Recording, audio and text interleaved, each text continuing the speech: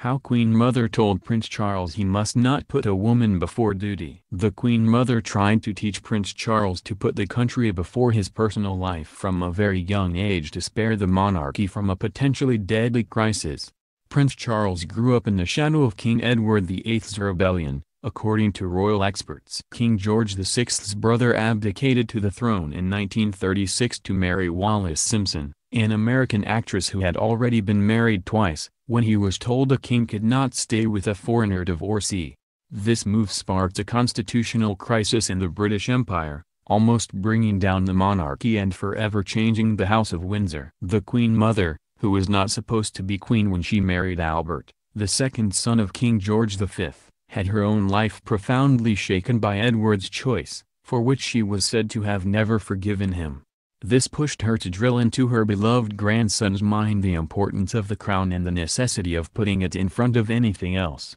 Appearing on Channel 4 as the Royal House of Windsor, royal author Penny Junor said, "Charles was very close to his grandmother, the Queen Mother, and his grandmother of course. Her life was completely altered. The future she had seen for herself was derailed by her brother-in-law's abdication to the throne and her husband therefore having to become king.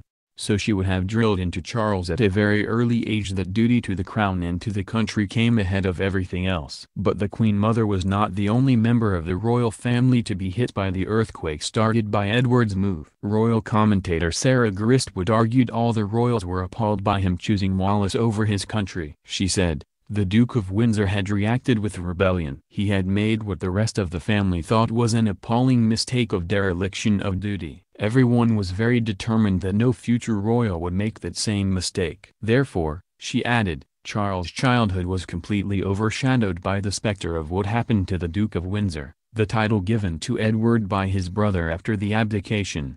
The harsh teaching Charles received by his grandmother may have had an impact in his decision not to marry Camilla Parker Bowles, his lover, when he first met her but to choose a more suitable wife for a future king, Lady Diana Spencer. Charles and Camilla, the now Duchess of Cornwall, only got married in 2005, 3 years after the death of the Queen Mother and 8 years after Diana's deadly crash in Paris.